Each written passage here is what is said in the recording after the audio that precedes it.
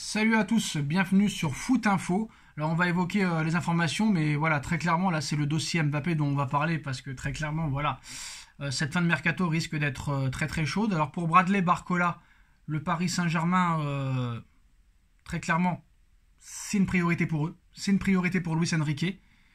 Et en plus de ça, ils en font le remplaçant idéal à Hugo Ekitike, qui pourrait quitter le Paris Saint-Germain pour Everton, qui propose 40 millions d'euros pour Hugo Ekitike, et ces 40 millions d'euros là pourraient être réinvestis sur Bradley Barcola, et Bradley Barcola ne veut que le Paris Saint-Germain malgré l'intérêt très sérieux de Chelsea. Maintenant c'est à l'Olympique Lyonnais de faire les choses bien, parce qu'apparemment le Paris Saint-Germain en interne en a marre très clairement de l'attitude de l'Olympique Lyonnais et de ses dirigeants qui n'arrêtent pas de changer le prix de jour en jour. Un coup c'est 30, un coup c'est 35, un coup c'est 40, un coup c'est 45, un coup c'est 50. Donc à un moment donné, il faut être très clair. Voilà, c'est simple.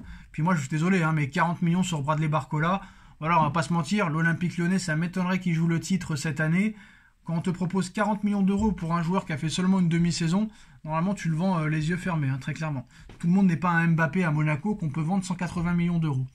Marquinhos, l'Arabie Saoudite est toujours aussi intéressée. Pareil pour Verratti, mais Verratti se pose des questions pour aller en Arabie Saoudite. Il n'est pas vraiment très chaud. Pareil pour Marquinhos, donc on verra ce qui se passera. Et après des semaines durant lesquelles l'affrontement a été total entre les dirigeants du Paris Saint-Germain et Kylian Mbappé, l'ambiance est désormais, on va dire, assainie. À moins d'un an de la fin de son contrat, le joueur de 24 ans a renoué le fil des discussions avec les dirigeants qataris. Donc le début de l'été a été bouillant à Paris, et pas uniquement en raison du réchauffement climatique. Donc une fois la saison 2023-2024 terminée, le dossier Kylian Mbappé a dynamité la présentation officielle de Luis Enrique, puisque ce jour-là, Nasser Al-Khelaifi a tapé violemment du poing sur la table. Le 5 juillet, le président qatari du Paris Saint-Germain a clairement menacé son joueur vedette. Soit il prolonge son contrat, soit il sera vendu lors de ce mercato.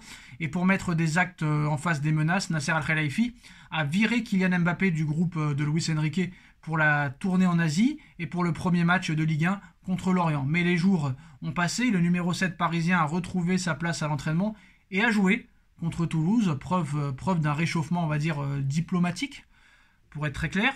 Ce que les faits confirment, puisqu'au lendemain de ce match face au TFC, le clan Mbappé a participé à une réunion très importante à Paris avec les dirigeants du PSG.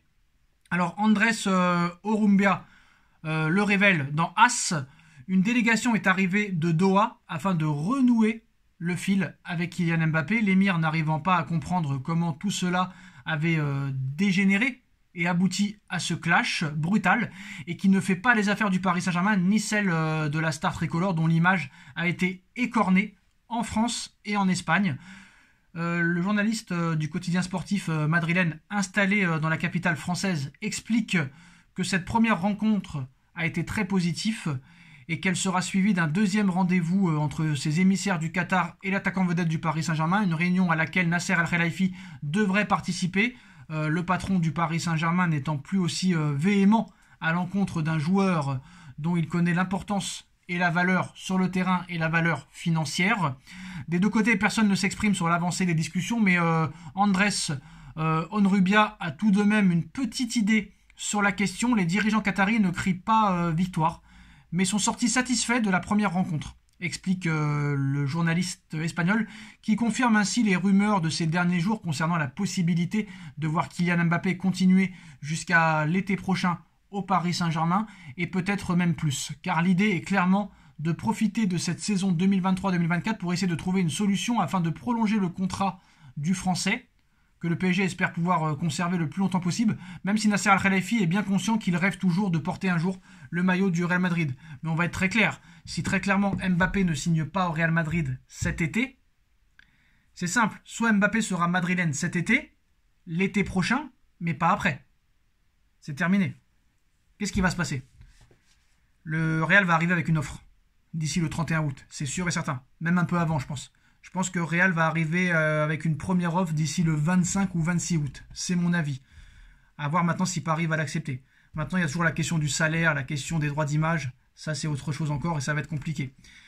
Mais si, admettons, Mbappé ne signe pas au Real cet été et qu'il reste au Paris Saint-Germain, si Mbappé, d'ici la saison 2023-2024, pendant la saison 2023-2024, décide de prolonger au Paris Saint-Germain, Mbappé ne rejouera plus au Real Madrid de sa vie. Voilà. Mbappé sera soit madrilène cet été, ou l'année prochaine. Mais au-delà de 2024, Mbappé n'ira plus au Real. Voilà. Le Real aura très bien compris. Et comme je l'ai dit, je pense que ce serait plus intéressant peut-être, et ça peut-être que Pérez l'a compris, d'aller sur Haaland pour le Real l'année prochaine plutôt que sur Mbappé. Parce que Haaland est moins cher en transfert, une clause à 150 millions d'euros, moins cher en salaire, plus tranquille au niveau des droits d'image, et ne ferait pas d'ombre à Vinicius ni à Rodrigo, et serait un vrai numéro 9 et un vrai remplaçant à Karim Benzema, dernier Ballon d'Or 2023. Alors que si Mbappé vient, c'est beaucoup plus cher en transfert, c'est beaucoup plus cher en droits d'image, c'est beaucoup plus cher en salaire, c'est beaucoup plus cher en prime, et en plus de ça, il ferait des problèmes dans le vestiaire, il ferait des problèmes avec Vinicius, qui pourrait peut-être être placé numéro 9, pour laisser la place à Mbappé. Donc c'est très compliqué, mais quoi qu'il en soit, voilà, si Mbappé n'est pas madrilène cet été, et que Mbappé prolonge l'année prochaine avec le PSG, Mbappé ne rejouera plus au Real Madrid. Enfin, ne jouera plus au Real Madrid, excusez-moi. Parce qu'on a l'impression depuis des années que Mbappé appartient à Madrid. Non, non, il n'a jamais joué au Real Madrid, Mbappé. Hein. Il faut arrêter les pseudo-footix madrilènes, là, de croire que Mbappé vous appartient. Non, Mbappé ne vous appartient pas. Et Mbappé ne vous a jamais appartenu. Donc faites pas comme si c'est nous qui avons recruté Mbappé au Real. Non, ce n'est pas le cas. Mbappé, on a été le chercher à l'AS Monaco pour 180 millions d'euros. Vous aurez pu l'avoir en 2017, vous ne l'avez pas eu. En 2021, vous aurez pu l'avoir, vous ne l'avez pas eu. L'année dernière, vous aurez pu l'avoir, vous ne l'avez pas eu. Cette année, vous pouvez l'avoir aussi, si vous y mettez le prix. Donc, est-ce que réellement, le Real a vraiment envie d'Mbappé? J'ai du mal à le croire quand même.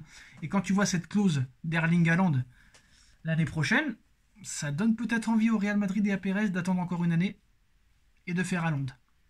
Parce que si le Real fait Mbappé cet été, il n'aura pas Haaland. Sachant que les deux joueurs ne voudront jamais jouer ensemble. Ça, c'est une certitude. Jamais Mbappé et Erling Haaland voudront jouer ensemble dans la même équipe. Parce que ce sera la future rivalité, comme Ronaldo et Messi, la future rivalité de ces 10 prochaines années, ce sera Haaland versus Kylian Mbappé. Donc impossible pour les deux de jouer ensemble. Ça, c'est très très très très clair. Donc maintenant, quelle sera l'offre du Real Madrid? Ça, c'est sûr et certain qu'elle sera à hauteur des 150 millions d'euros pour commencer. Ça, c'est sûr et certain. Maintenant, c'est sur le salaire que ça va être compliqué. Je pense que vraiment, ce qui freine le Real Madrid, c'est le salaire.